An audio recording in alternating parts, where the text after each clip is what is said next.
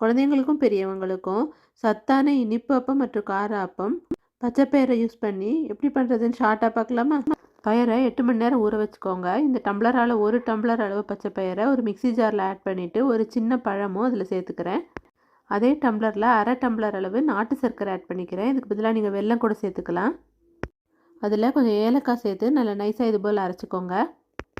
இதோடு கூட பைண்டிங்காக 2 table spoon அளவு கோதுமை மாவை ஆட் பண்ணி நல்லா கலந்துக்கோங்க. மாவு இந்த அளவு திக்காக இருக்கணும். குழிப்பணியார கல்லில் அரை பங்கு எண்ணெய் சேர்த்து நல்லா சூடானதும் 3/4 பங்குக்கு மாவு சேர்த்து 2 பக்கமும் ஈவனாக ஃப்ரை பண்ணி எடுத்துடுங்க. அவ்வளோதான், சாஃப்டான இனிப்பு அப்பம் ரெடி. காரப்பம் பண்ணுறதுக்கு அதே போல் ஊற வச்ச பயிரை 1 டம்ளர் அளவு எடுத்துக்கோங்க. தண்ணியை நல்லா வடிச்சிட்டு ஒரு மிக்ஸி ஜாரில் ஆட் பண்ணிக்கோங்க. காரத்துக்கு ஏற்ற மாதிரி பச்சை மிளகாய் இஞ்சியையும் ஆட் பண்ணி நல்லா நைஸாக அரைச்சிக்கோங்க. இதோடு கூட வெங்காயம் கட் பண்ணி ஆட் பண்ணிக்கிறேன். நீங்கள் வெஜிடபிள் கூட ஆட் பண்ணிக்கலாம். இதோடு கூட பைண்டிங்காக 2 டேபிள் ஸ்பூன் அளவு தோசை மாவை ஆட் பண்ணிக்கிறேன். அது நல்லா கலந்ததும் கருவேப்பிலையும் கொத்தமல்லியும் பொடியாக கட் பண்ணி ஆட் பண்ணிக்கோங்க. இந்த மாவுக்கு தேவையான உப்பையும் ஆட் பண்ணிக்கலாம். மாவு இந்த அளவு திக்காக இருக்கணும்.